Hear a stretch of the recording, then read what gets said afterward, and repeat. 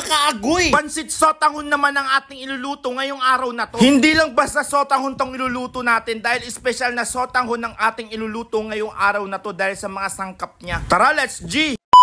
Ngayong araw na to mga kaagoy, magluluto tayo ng espesyal na sotanghon. Bago pala tayo makapagluto, pumunta muna pala ako ng palengke namin para bumili ng mga sangkap na gagamitin natin sa pansit sotanghon. Syempre mga kaagoy, hindi mawawala yung pangsahog natin naman. Bumili lang pala ako dito ng 1 kilo at kalahating backbone. Pagka-uwi ko nga ng bahay mga kaagoy, nilinisan ko na nga yung mga manok na binili natin. Balang una pala natin gagawin ay pakukuloy natin itong manok natin. Kaya agad-agad ko na nga nilabas tong ating kawali para maumpisa na natin at mapatikim natin sa kanilang espesyal na sotanghon na luluto natin ngayon. Naglagay lang naman ako dito ng 3.5 ml na water para sa ating pagpapakulo. At saka naman nilagay natin dito yung ating mga hindi manok. Na tayo maglalagay dito ng mga asin, sibuyas, luya, daw ng basta laurel. Basta pakukuloy lang natin ito hanggang maluto kapag siya. Kapag espesyal kasi ang iluluto natin mga kaagoy, dapat espesyal rin talaga ang kalalabasan ng ating sotanghon. Yung mag-overload sa sobrang dami ng sahog. Kaya bumili na rin ako ng mga 15 piraso na itlog. Dahil ilalagay rin natin ito kapag naluto na yung ating pansit sotanghon. Baling itlog pala natin mga kaagoy ay isasabay na natin sa pagpapakulo sa ating manok para pinsala na silang maluto. Ito ang tanong ko sa inyo, saan galing ang manok? Kung alam nyo ang sagot mga kaagoy, pakilagay sa comment section. Nung last time nagluto tayo ng pansit seafood, yung pansit seafood natin ay walang sabaw. Kaya ngayon magluluto naman tayo ng may sabaw. Para naman maiba naman yung makain nila dito sa bahay. Bali ang pagluluto ko pala ng pansit seafood ay buong angkan ko pala ang papakainin ko. Merienda namin dito sa buong compound namin. Bali nag-gayak lang pala tayo dito ng malilit na carrots. Nagagamitin natin sa ating pansit sabaw. Mas masarap kapag nagluluto tayo na merong mga gulay. Para lumakas-lakas rin yung mga kalusugan natin ha. Bali ito pala yung pinaka-basic na pwede nyong gawing pang merienda dito sa inyo. Yung paghihiwa natin sa repolyo, sobrang nipis lang talaga mga kaagoy. At nung binalikan na nga natin itong manok na ating pinapakuluan, ay pwede na to. Kaya tatanggalin na natin ito sa pinagkuluan niya. Kapag natanggal na pala natin itong mga kaagoy, palalamigin lang natin ito ng mga 5 minutes. Kaya pala magiging special yung ating sotanghon. Dahil maglalagay pala tayo dito ng toge. Nakakita na ba kayo ng pansit sabaw na nilalagyan ng toge? At naghiwa na rin pala ako dito ng ating onion leaves, pampabango sa ating sotanghon. Bali sa manok pala natin mga kaagoy, ganito na ang ginawa ko sa kanya. Hahatiin lang natin gamit ang mga kamay natin. Yung malilit lang ang paghati natin dito mga kaagoy. At after pala natin hatiin tong manok mga kaagoy, saka naman babalatan dito yung mga itlog na ating napakuluan. Mas masarap sa pansit sabaw kapag merong itlog rin. At after natin maghiwa, magbalat, magpakulo ng manok at mag-ready ng lahat ng mga kakailanganin natin para sa pagluluto ng pansit sabaw, nilabas ko na nga yung pinakamalaking talyasin namin dito sa bahay. 2 kilong sotanghon pala ang binili natin, kaya marami-rami ang iluluto natin ngayong araw na as usual, ang pinakaunang ginagawa natin ay maggigisa lang tayo dito ng sibuyas at bawang. Pero ang ginigisa ko lang dito ay sibuyas dahil nakalimutan kong bumili ng bawang. At isinabay ko na rin pala dito yung mga manok na nahiwa natin kanina. Dito pala sa barangay namin mga kaagoy, maraming nagbebenta ng pansit sabaw. Isa to kasi sa mga merienda ng mga kabataan, lalo na kapag nagbabasketball sila. Kaya pwedeng itong pang negosyo mga kaagoy. At kapag nagustuhan nyo itong aking pansit sabaw mga kaagoy, please comment kung taga saan kayo para alam ko kung saan napadpad tong vlog kong to. Next week magta-travel ulit tayo kasama ang mga tropa para magkakulay ang ating sabaw. Ay naglagay na pala tayo dito ng 2 powder ng atsuete. Ito ang magpapakulay sa ating sabaw maya-maya. Imimix lang natin ito ng mabuti hanggang dumikit yung atsuete sa ating karning manok. At after natin magisa, naglagay na rin tayo dito ng tubig na wasak. 5 pitsil pa lang ginamit natin dito sa ating sabaw. Kung papansinin nyo, 5 munang nilagay natin. Dahil yung sotanghon natin mga kaagoy, sisip-sipin niya mismo itong tubig. Pagkalagay natin mga kaagoy, saka naman tayo naglagay dito ng ating paminta. At syempre pati na rin ng magic sarap. At konting patis, at naglagay na rin pala ako dito ng 5 Knorr cubes. Saka natin ito hahaluin ng maigi mga kaagoy. After 10 minutes na pagpapainit at pagpapakulo dito sa sabaw natin, saka naman natin ilalagay itong ating sotanghon na 2 kilo. Para matapos na itong ating niluluto mga kaagoy, kinuha ko na ngayon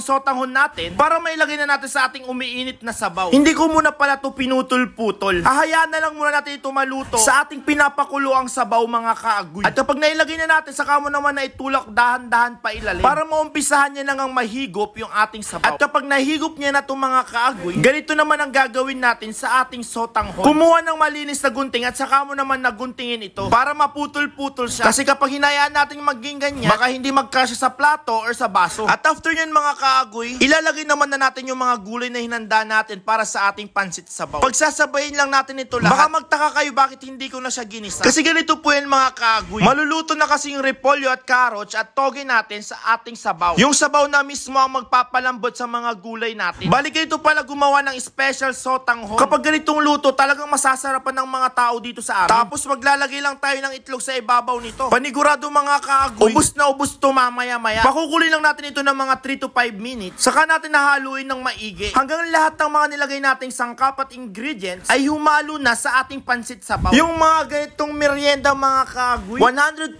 mabubusog ka talaga. Take note mga kaagoy, kapag naubos na yung sabaw niya, pwede kayong mag-add ng mag-add hanggang magkaroon ulit siya ng sabaw. Ang sotanghon kasi mga kaagoy, ihigupin niya talaga yung ating sabaw. Kaya kapag maglalagay kayo ng additional tubig, timplahan nyo na lang ulit. Kahit isang nor cubes or patis lang, pwede na. At after nyan mga kaagoy, ito na yung final output natin. Luto na yung ating pansit sotanghon. Sino ba namang hindi matatakam sa ganitong luto? Ay napakasarap. O tara na mga kaagoy, kain tayo dito sa bahay namin. Napakasolid ng aking ginawang merienda. O sige na nga, hanggang dito na lang muna. Maraming salamat sa panonood. Bye bye, agoy. Ganyan sa lang. Palta lang.